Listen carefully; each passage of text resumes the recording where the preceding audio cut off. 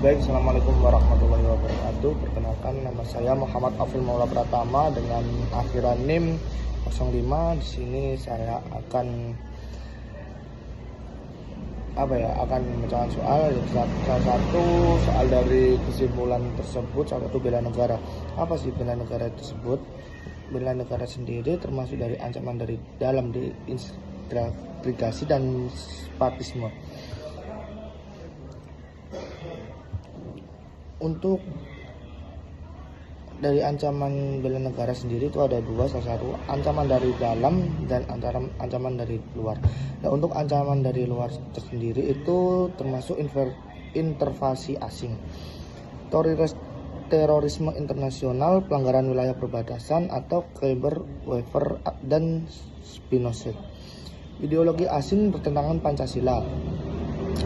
Konflik regional, wujud bela negara menaati hukum, mengamalkan Pancasila, menjaga persatuan bangsa, berpartisipasi pembangunan nasional, menjaga keamanan lingkungan menggunakan produk dalam negeri. Salah satunya contohnya Polytron, itu produk dalam negeri.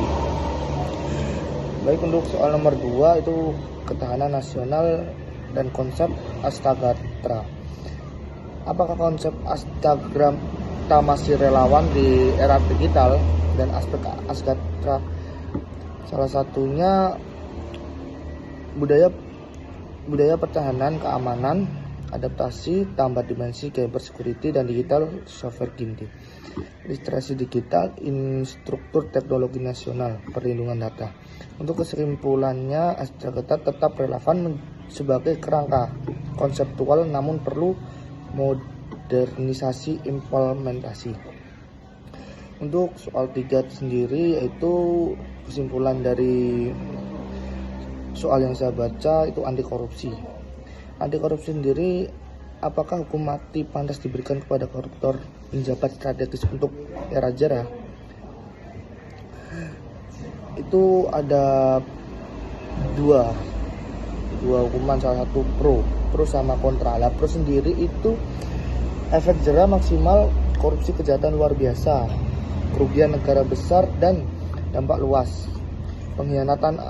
pengkhianatan amanah, dan diatur dalam Undang-Undang Nomor 31 Tahun 1999 atau Undang-Undang Nomor 20 Tahun 2001. Untuk kontra, bertentangan HAM, efektivitas belum terbukti, resiko salah vonis, fokus pencegahan dan perbaikan sistem, alternatif penjara seumur hidup atau penyitaan aset. Nah, penyitaan aset sendiri itu termasuk seperti pendapatan pribadi. Pendapatan pribadi sendiri dapat dipertimbangkan jika kerugian triliunan, sistematis, penjabat sangat strategis, dampak luas, disertai perbaikan sistem pencegah korupsi. Untuk soal 4 dan soal terakhir itu kesimpulannya otonomi daerah. Peran Pemda dalam globalisasi. Salah satunya pembangunan ekonomi, tarik investasi asing, lindungan UMKM, kembangkan produk unggulan atau pariwisata berbasis kearifan lokal. Untuk nomor 2, pelestarian identitas,